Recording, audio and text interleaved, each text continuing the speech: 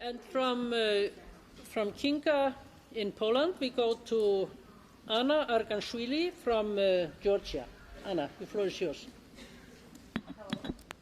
It's a great honor to be here today, and I'll try to focus my presentation on three important highlights that are important for Georgia, for Armenia and Azerbaijan. Though I haven't worked in practice in Azerbaijan and Armenia, I did my best to make a desk review, and I came to the conclusions which are mutual for all these three countries. I want to start with referring Sasha Gobson from the first session, the importance of monitoring. And let's put this word monitoring into context. As you are probably aware, the developing countries has a big instabilities. We have faced changing political powers and elections, and the monitoring is the only tool that gives us NGOs the mechanism for continuity. We think that without monitoring, none of the action plans or reforms can be efficient. The good government is the one which takes responsibilities, but how can we show these responsibility issues without monitoring? However, as I've worked at the National Human Rights Institution for a long time, and then I moved to the NGO, I'm often thinking, is it enough to put monitoring as a concept in our agenda, or should we go in deep?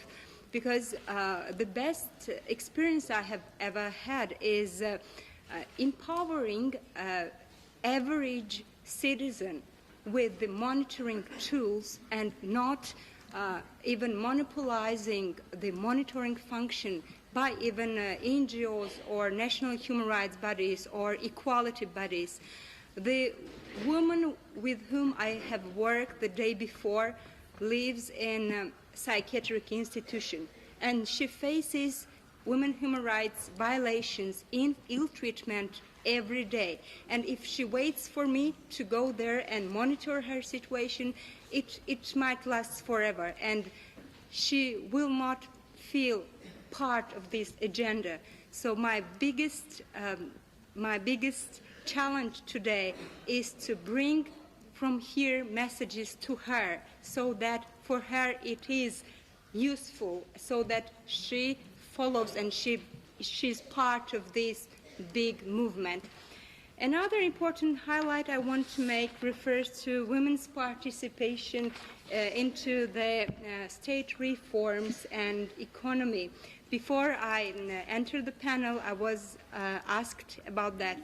What we still face is that developing countries like Georgia has a mainstream political discourse or political processes about economic development, and then suddenly somebody remembers about international obligations, and then there is a separate meeting for women's political participation or women's economic development, empowering. That really doesn't work. And last time we had this very clear experience of such segregation when Georgian Parliament adopted amendments in the labor code, and we were told that in this first wave of reform, gender equality was not considered. It would be considered in the next wave. So we've been waiting to this next wave since then. So the second very important point is not to make gender equality for the reason of international obligations only, to feel the power of gender equality within the organic processes. And the last but not the least I want to refer is participation of NGOs into the processes. The word participation has become very trendy, we should say. And when government wants to please us, it's easy to put there the word participation, but it's also a big challenge for us. What is participation at the end of the day? Is it just attendance?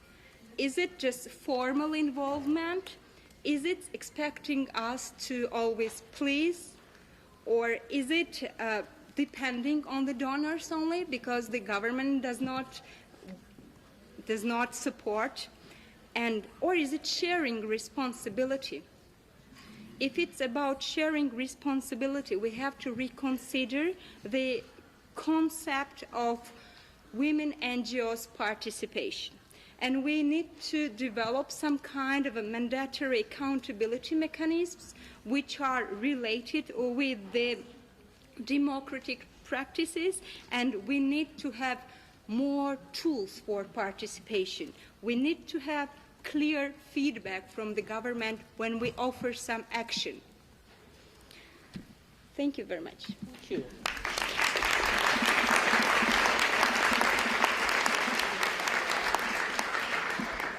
Thank you.